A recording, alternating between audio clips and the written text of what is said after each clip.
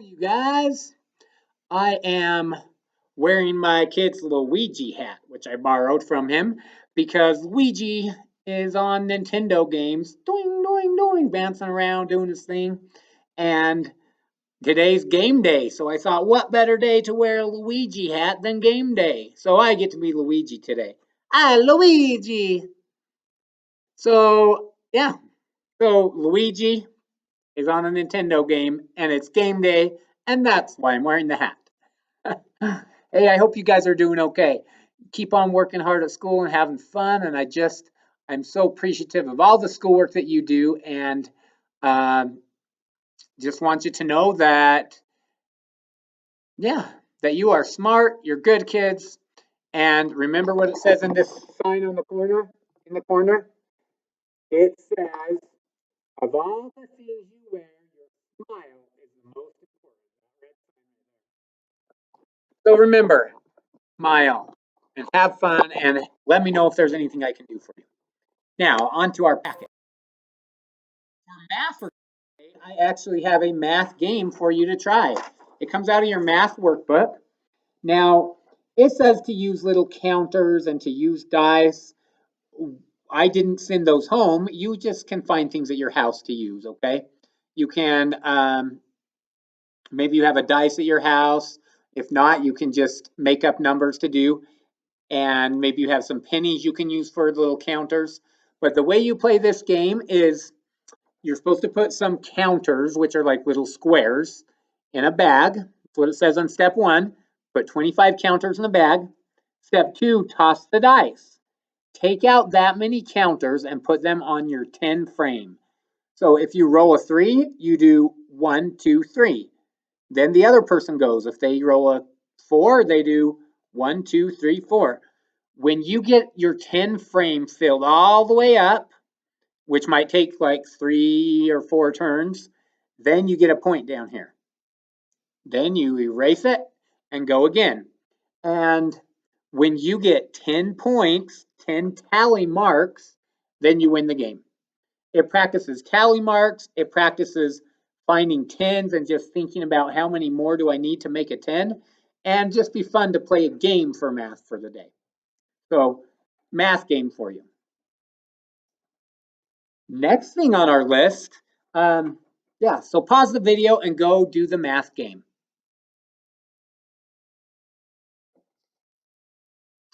Okay. Hey, you're looking smart. Just kidding, I can't see you, but I'm sure you are. I'm sure you are looking very smart today. Luigi is back to tell you the next part of the checklist. You should have done your math workbook. Next thing is the spelling list.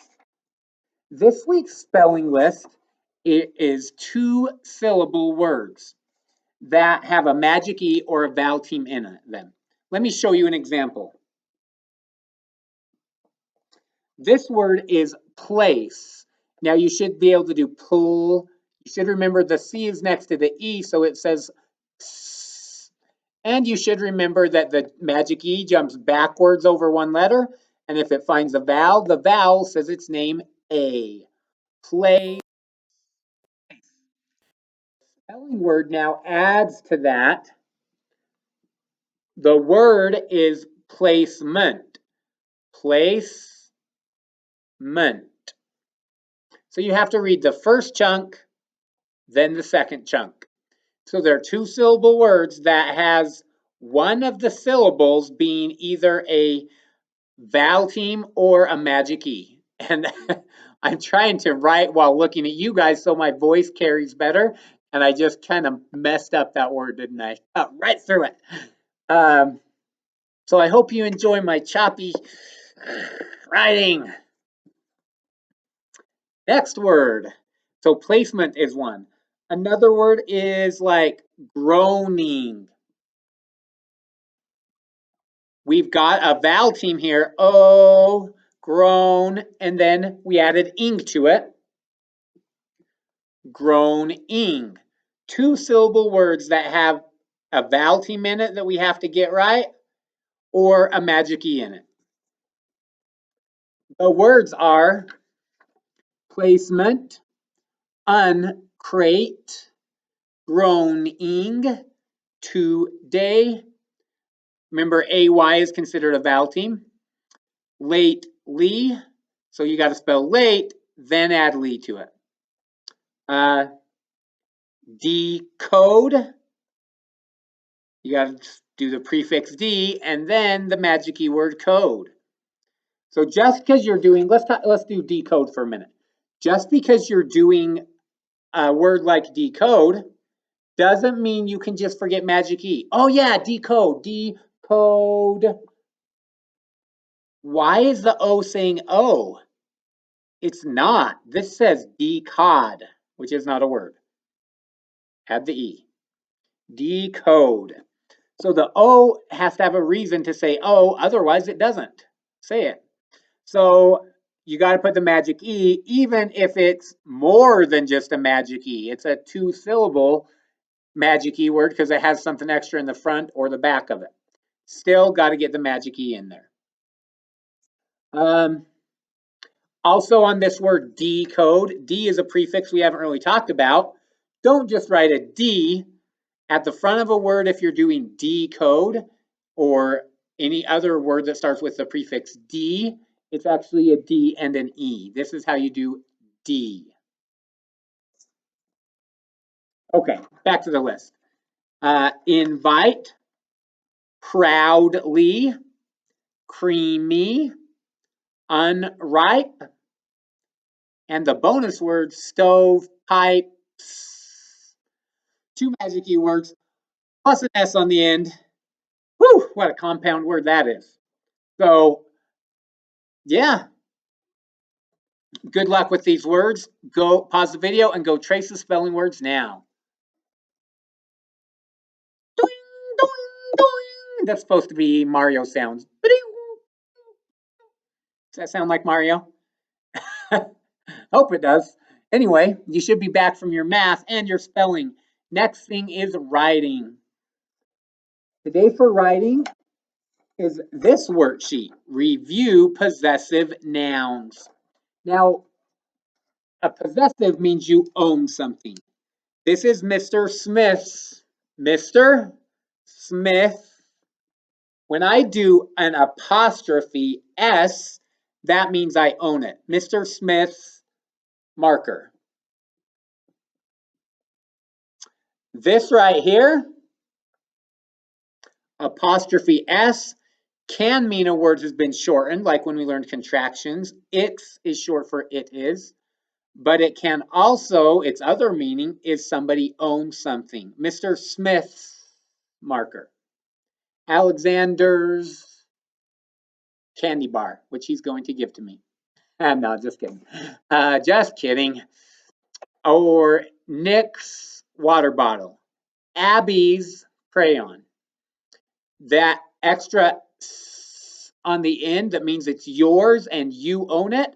You have to put an apostrophe and then an S.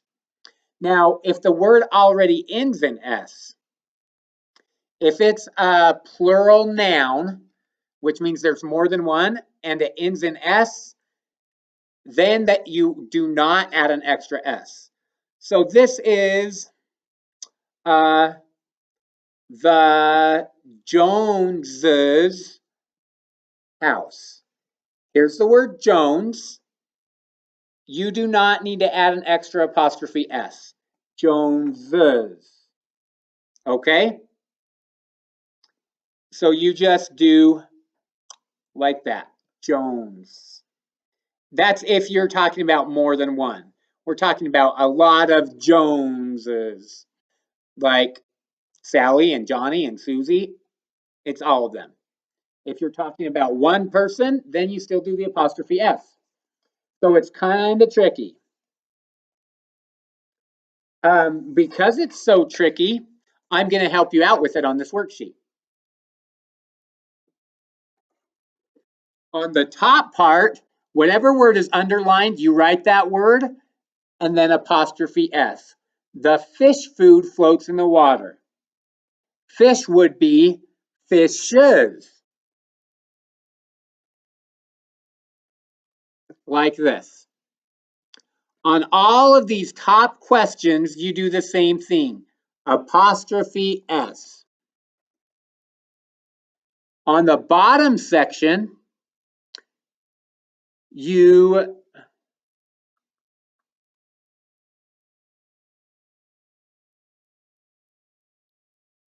do just an apostrophe. I was just checking myself, seeing what was coming up. Sorry. The birds songs. Birds is more than one, so you just put apostrophe at the end. You don't need to do another S. So if it's a plural noun that already ends in S, you only have to add an apostrophe. Otherwise, you have to add an apostrophe and an S. Okay? On all of these top questions, you add apostrophe S. On all of these bottom questions, you only add apostrophe because it already is a plural noun that ends in S. Okay? So go do this for your writing. Remember, on the top, do apostrophe S, take the underlined word, and rewrite it with apostrophe S. On the bottom, take the underlined word and just put an apostrophe next to it. Because if it's a plural noun that already ends in S, you just add apostrophe. Otherwise, you add apostrophe S. Okay, I hope that makes sense.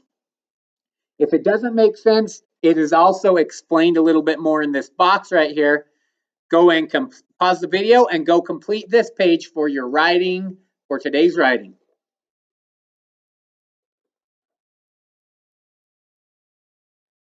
Okay, you should be back from doing your writing. The next thing on today's checklist is recess. So go make like Mario and Luigi and jump around. Pause the video for recess. Okay, you should be back from recess now. I say K a lot, don't I? K, we should do this. K, you do this. K, K, K. I don't know why I say K so much. Because I have an L on my hat, not a K. I'll have to work on that. Anyway, we're back from recess now and on to reading. Today's reading is to read A Picnic Problem. This has the same thing we talked about earlier for spelling. They're longer words that have a magic E or something like that, a vowel team in it. So a lot of words on this page are the longer words that have magic E's and vowel teams. So you can practice those multi-syllable long vowel words. Read A Picnic Problem right now and, well, read A Picnic Problem. Then this week's sight words page, I didn't put a fancy dude right here because it's game day. So instead, by the way, I did put a little thing in the corner of A Picnic Problem that says game time. Well, I hope you like that little sign. But on sight words, I didn't put a little game picture because instead I put a game on the back.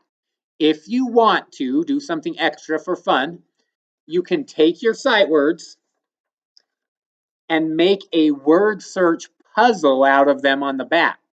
That way, it's a game and you can make your parents or an older brother or sister or somebody try to solve your word search, and then that's a game for them to do. And you get to make the game, the word search, on the back. So, yeah, that's why there's not a fun game clip art picture on the front. Instead, there's an actual game that you can create if you want to on the back.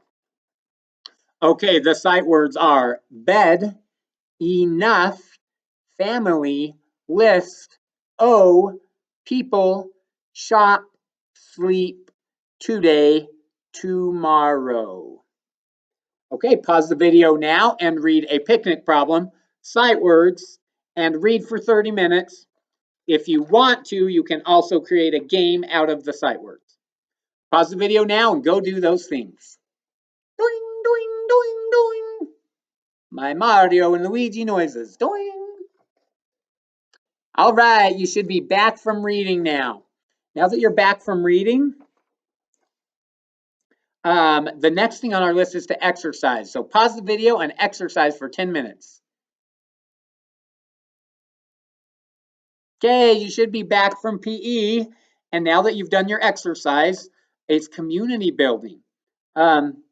Again, like we've done before on Mondays, go on to Padlet and tell us something fun you did over the weekend, okay?